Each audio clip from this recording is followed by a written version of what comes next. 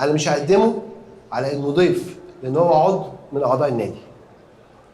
اسمحوا لي ان انا اشكره علشان هو تطوع بجزء من وقته عشان يعمل لنا مراجعه الفصل الاول من المنهج.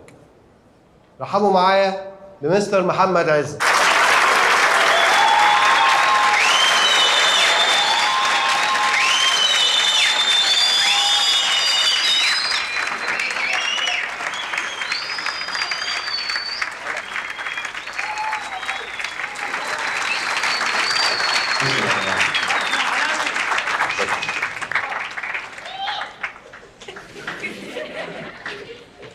شكرا يا دكتور عمرو. شكرا. شكرا. ازيكم؟ انا كويس. انا عارف ان انتوا شايفين منهج الفيزياء منهج تقيل، ومستنيين مني ان انا النهارده اقول لكم الخلاصه اللي تخشوا تعملوا الكلمتين عشان تنجحوا، صح؟ صح. انا بقى جاي اقول لكم النهارده انا ليه مش شايف ان الفيزياء دي حاجه صعبه، ان المنهج مش تقيل. عشان حضرتك خلصت خلاص. اهو ده بالظبط اللي انا جاي اتكلم فيه النهارده.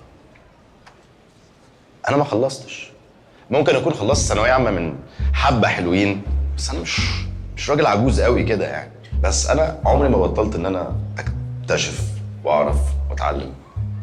الفيزياء انا عارف ان هي كلمه تخض، واكيد ليك حد قريب او اخت او اخ قال لك الفيزياء دي صعبه، انا سقطت وعملت.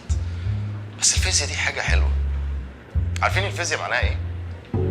الفيزياء هي فهم الكون، والعلم كل يوم بيقدم لنا حاجات جديده، حاجات تبهرنا عمرنا ما كنا نتخيل انها تبقى موجوده او انها تتوجد.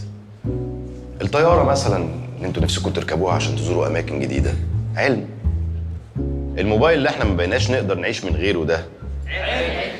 شاشه التلفزيون اللي انتوا بتتفرجوا فيها على مو صلاح على الهوا، علم. البلاي ستيشن اللي انتوا بتهربوا من المذاكره عشان تلاعب واحد في اخر الكره الارضيه ما تعرفوش، علم.